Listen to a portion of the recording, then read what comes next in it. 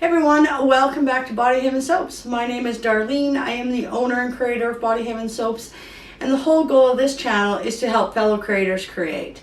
I share recipes and information and research that I've done. If that's something that interests you, please feel free to subscribe so you're notified when videos are uploaded. And if you don't mind giving me a like to help support my channel, I'd greatly appreciate that.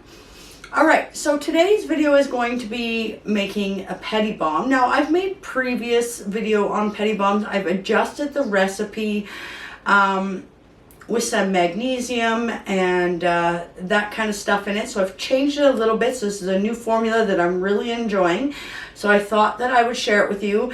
Over time, you know, we like a recipe we have, and then we start experimenting with new ingredients and we're like, hey, this is really going to work with this.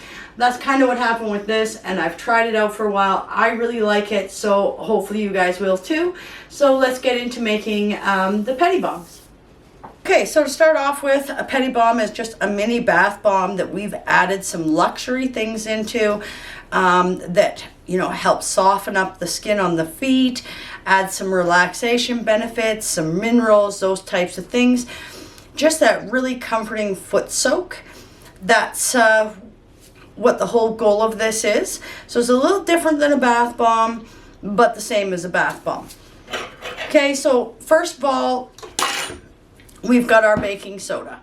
Okay, it's a little hard to see inside that bowl, but got my baking soda in my mixer. If you don't have a mixer, make sure you put your baking soda through a sieve so you don't have all those white spots, because I'm going to blend this and bloom the color with it. It's going to break up all those lumps, so I don't go through the hassle of sifting it. But if you have to do this by hand, which you absolutely can, just make sure you sift your baking soda and all your ingredients through a little sift.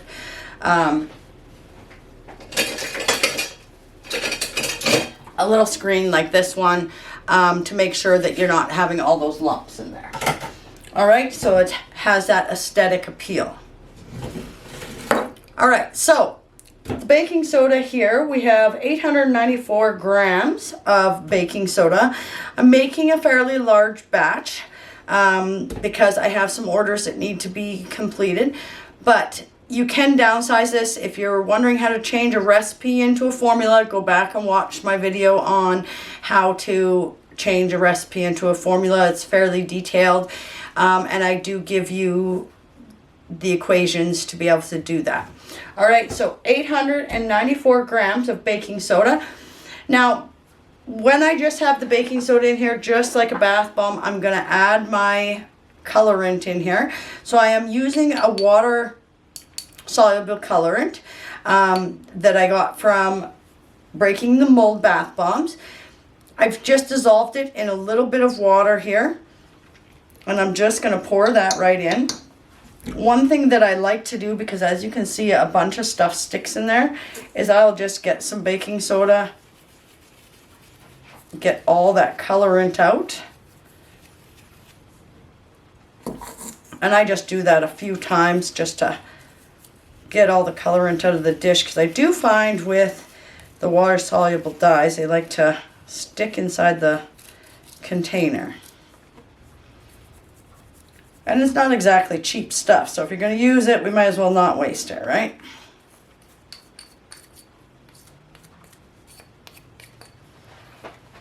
Okay, so now we have the colorant in there, as you can see. Now I've used, the color I used was Emerald Sea Foam. Okay, from Breaking the Mold. And then I'm going to put a little bit of mica in here just to give it that really nice green color to match the essential oils I'm using. And I'm going to use Envy from Mad Mica.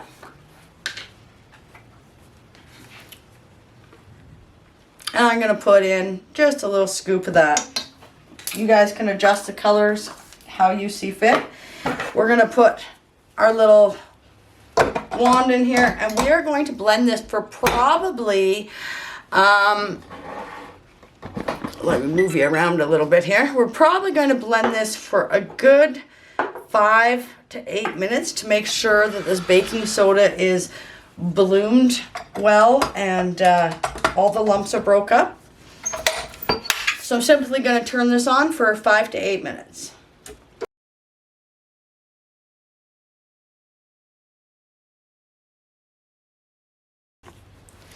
Okay, so now I have this blended fairly well.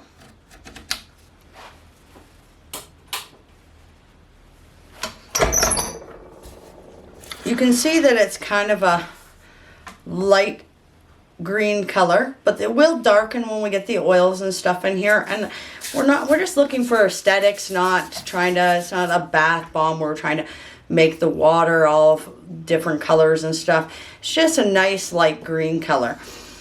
But feel free to adjust colors how you see fit. All right, so now what I want to do is add the rest of my powders in so that this can be blended in there. So we are adding in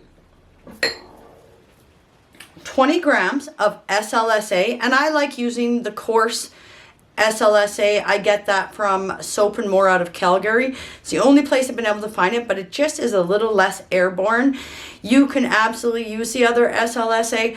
You guys just make sure you're wearing a mask when you're using this stuff, because you will start to inhale that and cough it in. So 20 grams of SLSA.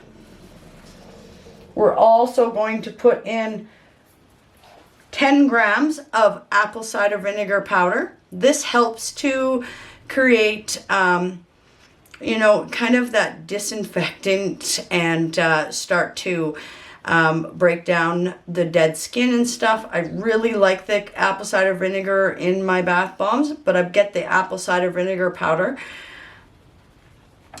which multiple soap supply stores have. So we've got 10 grams of that. We have 20 grams of bentonite clay. I like using the bentonite clay instead of the kaolin clay in this, just because it is a detoxifying clay. And I just like how it leaves the feet feel. So we have 20 grams of that. We also have 45 grams of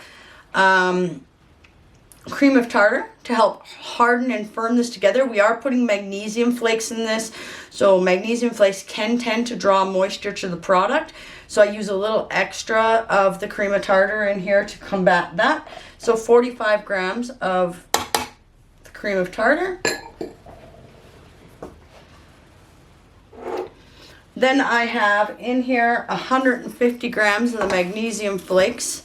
I'll put a link to where I order these from below if anybody wants to look at that. But they're just magnesium flakes. Okay, it's a little different than Epsom salts. It's a different salt, but we're going to add both. Okay, so magnesium flakes, 150 grams. And I also have the Epsom salts, and I'm going to add in 190 grams. So the Epsom salts is known to draw toxins and stuff out of the body. Not making any medical claims here. And the magnesium is where the magnesium mineral soaks into the skin, helping to relax muscle cramps, foot soreness, that type of stuff. That's my new addition into this, and I really like the magnesium in here. Okay, so 190 grams of Epsom salts, 50 grams of the magnesium flakes. And then we're just going to turn this back on again and let that mix in. Just low speed so you're not creating too much dust in the air.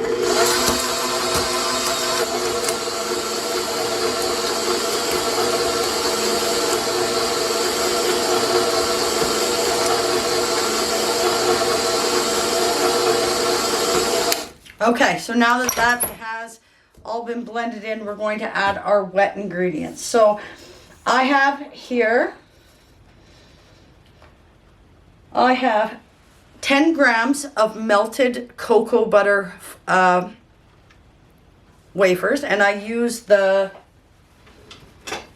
deodorized ones so that I don't have that chocolate smell, but you can use the unrefined.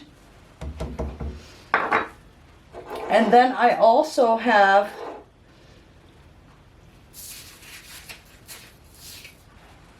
$10 grams of rice bran oil. And I really like rice bran oil in this. It's a cheaper oil, but it still adds a lot of moisture to the skin. Even though it's cheaper, it really is kind of nice on the skin. It absorbs well. And then I have 10 grams of polysorbate 80 so that the oils, butters, everything gets emulsified into the bath, the foot bath, so that it can actually soak in. Otherwise you have all your oils float on top of the surface of the water. So I have here 10 grams of the polysorbate 80.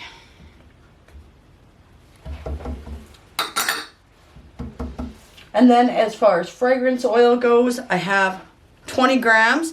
And I'm not using a fragrance oil, I'm using essential oils here, and it's eucalyptus and peppermint to help with relieving aches and pains in the feet and relaxing.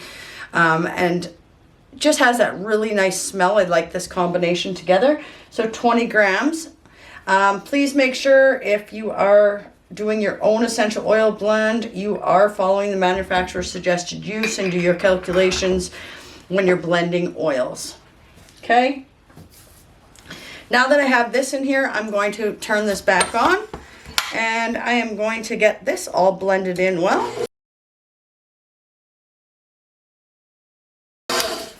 Okay, so now that that is all blended in, and that was maybe, I mixed it for maybe 2 minutes. We are going to add in our citric acid, which helps us dissolve and blend into the water. And we have 608 grams of the citric acid. Citric acid actually helps soften the skin as well. So it's, once again, a really good additive in here.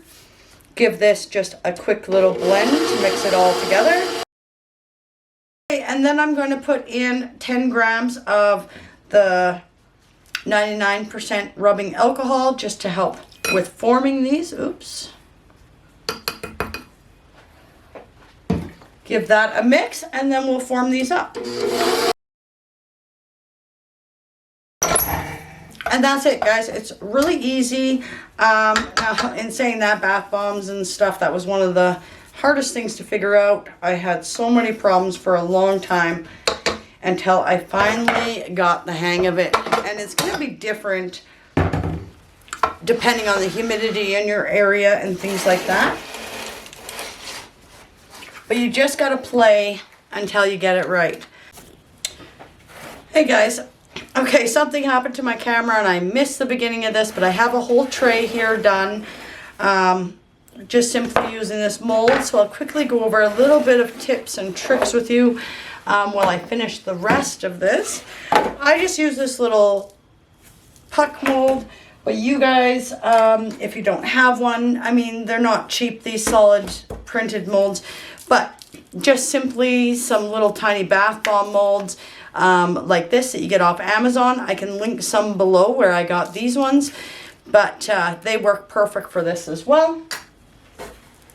I do these a little bit different. Mine aren't round. They're kind of like a little puck. So a couple little things as you get going. If you're doing a smaller batch, you probably won't have any issues with your mixture drying out before you can get it all molded, depending on what size molds you're using and types of molds.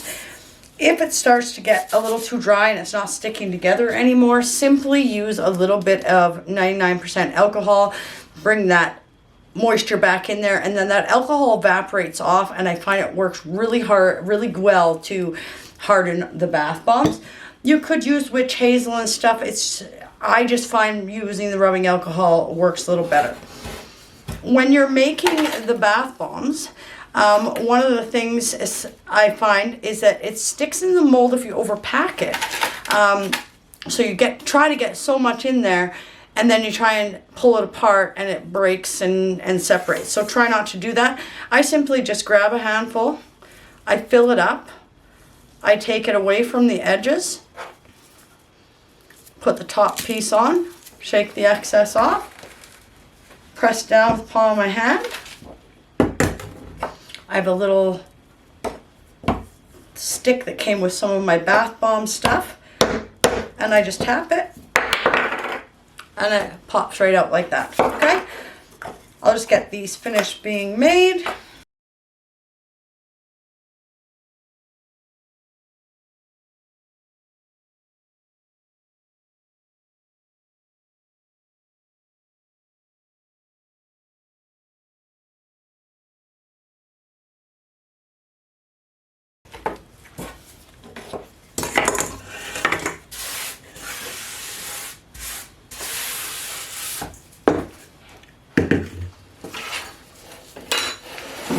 Okay, so that's how many it makes. There's 5, 10, 15, 20, 25, 30, 35, 40, 45, 46, 47.